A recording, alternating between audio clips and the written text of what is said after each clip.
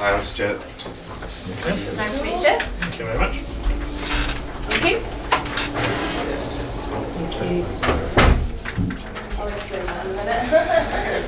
All right. Okay. Basically, as you'll probably well know, that the planet is in a crisis at the moment with global warming and ocean acidification. Due to the ocean acidification, the chemistry of the world's oceans changing, and the ocean's basically in dire straits. Corals are bleaching all over the world and are all dying off. So there's a massive push to try and find something to help the corals through this time of ocean acidification.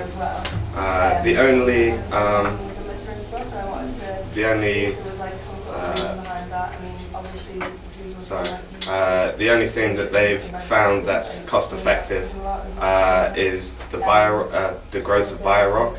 Basically what they do is they put a steel alloy or something into the water, run a DC current through it. Due to the ionic, so you don't have the problem in the ionic composition of the water. There's a accumulation of calcium carbonate and sodium hydroxide. Magnesium hydroxide. And then basically it's like a limestone-based rock that builds up around the metal, and it's called biorock, or also known as secrete. It's got a density of around between 3,720 pounds per square inch to 5,350 pounds per square inch. This is just a comparison. The hardness of concrete is 3,500, so it's a lot harder than concrete is. And it gives a really good bedrock for coral. And they grow 5 times as fast, 10 times as strong.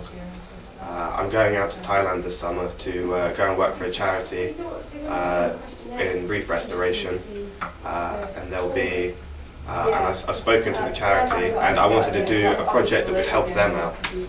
So I'm going to be testing out 3 different alloys that they can get hold of and test for growth rates against value for money, basically. And then I'm going to send them back my report, and so they can. I've had a lot of confirmation with them talking about what's going to work for them. I'm going to be carrying out some research out there on their artificial reef. The electrical currents that they run through their reef, they've got a big structure, and they run at 10 to 12 volts, about 8 to 9 amps. Obviously I'm going to have to scale that down for my tank reef. Try and insulate my tanks, obviously, so they're not earthed and I don't drain the battery and the power supply. But I think I can do this. Well, obviously, like questionnaires can be quite difficult. Could you who's the charity that you're going to Save Kotal. Save Kotal. It's basically they don't just do marine. They do terrestrial. It's basically an environmental charity for the island because of all the pressures that tourism and things bring to the island. Most of the businesses on the island don't care for the environment. So you've got the terrestrial group trying to look after that, and then the marine groups basically trying to talk to other dive schools and things and try and make them become more environmentally aware, because you get coral tourists coming and breaking off bits of coral and things and just destroying the environment. And is this off Thailand? Yeah, it's an island in the Gulf of Thailand. And that's where you're going this summer? Yeah. So you're going to actually see this in action, or have you already? Yeah, I'm gonna go and be working on the artificial reef for 3 months. So I'll get to know the equipment. I'll learn all the native coral species. I'll learn how to fragment and garden and work on the nurseries and things. Also with other general conservation, like cutting off trawler nets off the reefs and things like that. size or here, and then go and do it in the So- Iron Man. Yeah. Obviously, we've got this claim that the biorock will mean the coral grows 5 times as fast and 5 times as strong. How are you planning on testing that? Obviously, how fast it grows is relatively straightforward. Well, I'm going to have a control thing, so I'm just going to grow the coral off a live rock in 2 of my tanks, just so you can see the growth rate of the coral when it doesn't have any assistance. And has someone done that here before? No. As you'll see, there's only a few references on the back because there's actually only 3 journals ever written on this topic. It's not very explored, although it's been practiced. Although it's been practiced in the field and people have seen the evidence for themselves, there actually hasn't been any scientific journals written on it. Originally, I wanted to prove scientifically, because there is no proof, there is no results that say that it grows 5 times as fast and 5 times as strong. I wanted to do that, and I wanted to test in different acidities and things like that. And I spoke to Craig, and he said that that was master's level work, and that I wouldn't be able to get the funding. So I had to alter my thing, and then talking to the charity, I wanted to do something obviously Making you useful going to for measure them. its growth rate, is it, between your different... It's going to be, I'll be counting polyps, and I'll be counting, or measuring acclimation of the biorock. How will you do that?